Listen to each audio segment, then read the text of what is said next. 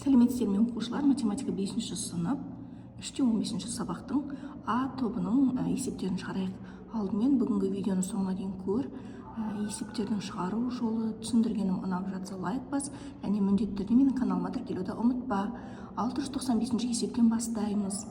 Бірінші тапсырмасы есептің қысқаша берілгенін жазып алайық.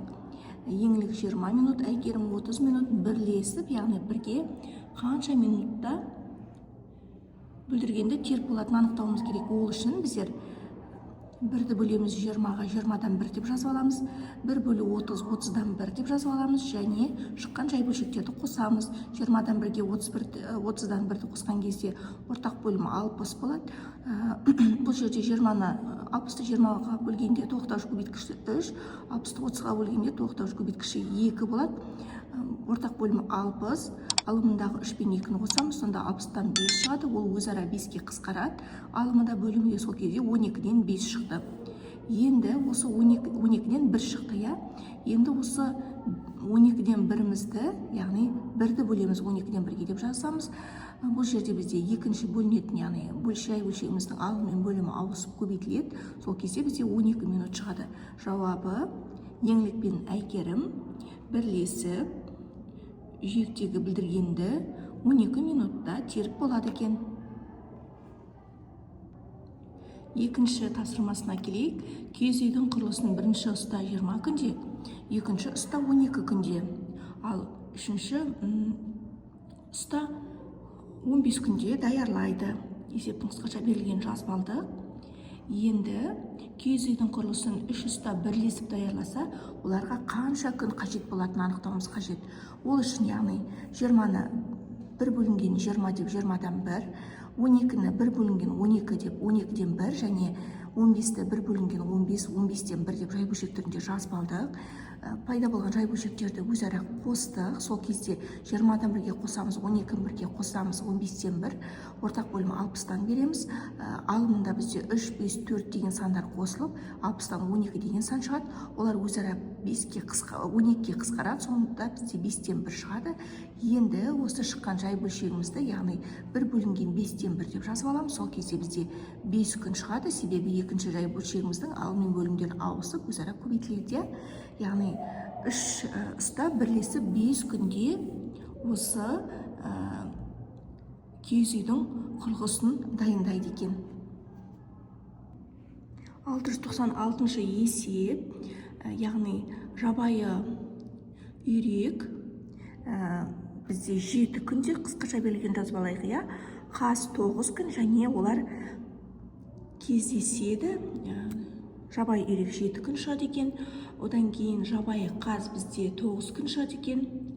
Бір уақытта ұшып, олар неше күннен кейін кездесетінін анықтауымыз қажет. Ол үшін 7-ні біздер 1 бөлінген 7 деп 7-ден 1, 9-ды 1 бөлінген 9 деп 9-дан 1, және жазып алдық. Пайда болған жай бөлшектерді қостық. 7-ден 1-ге 9-дан 1-ді қосамыз. Ортақ бөлімі 63 болады. 63-ті 7-ге бөлеміз, тоқтауыш көбейткіші 9, 63-ті 9-ға бөлеміз, тоқтауыш көбейткіші 7. Алымдарындағы сандарды қосайық, 9-ға 7-ні қосамыз, сол кезде 63-тен 16 деген бізде жай бөлшек шықты. Енді 1 бөлінген 63-тен 16 деп жазып аламыз. Сол кезде екінші жай бөлшектің алым мен бөлімі ауысып көбейтіледі. Сол кезде 16-тан 63 деген бізде бұрыс бөлшек шығады. Араласанға айналдырсақ 3,16-тан 5. Яғни бұл жерде кездеседі 3,16-тан 5 күннен кейін деген жауабы шықты. 697-ші есепке қарайық. Қысқаша берілген жазып алайық әуелі. Арыстан 2 күн, қасқыр 3 күн, ит 6 күн бір қойды жейді екен. Олар бірлесіп жесе қанша күнде жейтінін анықтауымыз керек. Ол үшін бізге 2-ні 1 бөлінген 2 деп 2-ден 1, 3-ті 1 бөлінген 3 деп 3-тен 1, және 6-ны 1 бөлінген 6 деп 6-дан 1 деп жазып аламыз. Пайда болған жай бөлшектерді қосамыз. 2-ден 1-ге 3-тен 1-ді және 6-дан 1-ді 3 жай бөлшекті қосатын болсақ, ортақ бөлімін 6 деп береміз. Және 6-ны 2-ге бөлеміз, тоқтауыш көбейткіші 3, 6-ны 3-ге бөлеміз, тоқтауыш көбейткіші 2, 6-ны 6-ға бөлеміз, тоқтауыш көбейткіші 1 шығады. Алымында пайда болған сандарды қосақ 6 шығады. 6-дан 6, олар өзара 6-ға қысқарады, 1 шығады. Демек, бізде арыстан, қасқыр және ит бір қойды бірлесіп, олар бір күнде жейтінін анықтадық. 698 есеп бізде. Яғни бұл жерде бірге бізде құбырдан аққан су, бірінші, екінші құбырдан аққан су бізде 6 сағатта толады екен, бірге деп жазып алайық.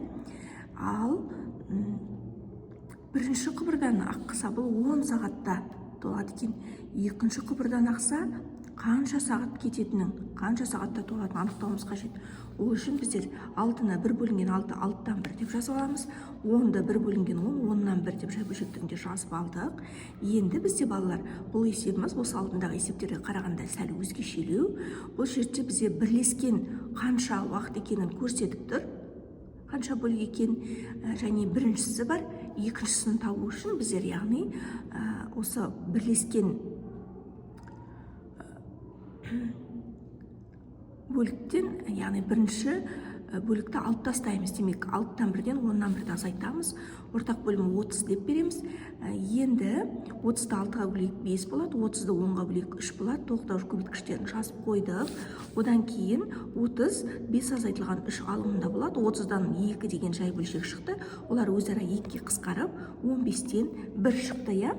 Енді осы 15-тен 1-мізді 1 бөлінген 15-тен 1 деп жазып аламыз. Сол кезде екінші жай бөлшегіміздің алым мен бөлімі ауысады да, бізде 15 деген сан шықты.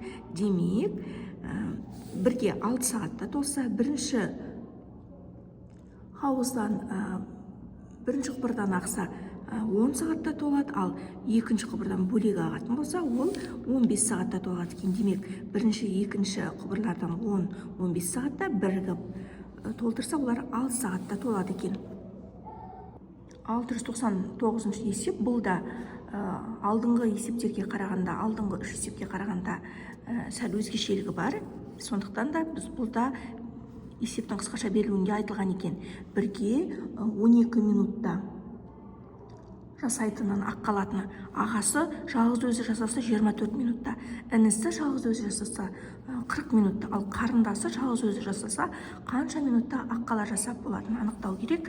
Ол үшін біздер 12-ні 1 бөлінген 12, 12-ден 1 деп, 24-ті 1 бөлінген 24, 24-тен 1 деп, және 40-ті 1 бөлінген 40, 40-тан 1 деп жазып алдық. Одан кейін бізде, яғни бірлескен бөлігі белгілі, ағасы мен інісінің бөліктерін қосып аламыз. Сол кезде бір-бірінен азайтамыз, яғни ортақ бөлімін 120 деп береміз. Тоқтауыш көбейткіш мында 10 болады, мында 5 пен 3 болады, яғни 10-нан 8 азайтамыз, 2 болады, 120-дан 2, олар өзара 2-ге қысқарып 60-тан 1 болады. Енді шыққан санымыз, яғни жай бөлшегімізді 1 бөлінген 60-тан 1 деп жазып аламыз. Екінші жай бөлшегіміздің алым мен бөлімі ауысатта 60 минут 1 сағатта. Демек, үшеуі бірігіп 12 минутта жасаса, ал ағасы 24 минут, інісі 40 минутта жасаған болса, қарындасы осы берілген біздерде ақпараттарды, уақыттарды пайдалана отырып, қарындасының, яғни 60 минутта жасайтынын анықтаймыз. Осымен оқушылар, бүгінгі сабағымыз аяқталды. Сабақты соңына дейін көргендеріңіз үшін рахмет. Менің каналыма тіркеліп кетіңіздер. Бүгінгі сабақ ұнап жатса лайк басып қолдап кетіңіздер. Алдағы уақытта жаңа сабақтарда кездескенше аман сау болыңыздар.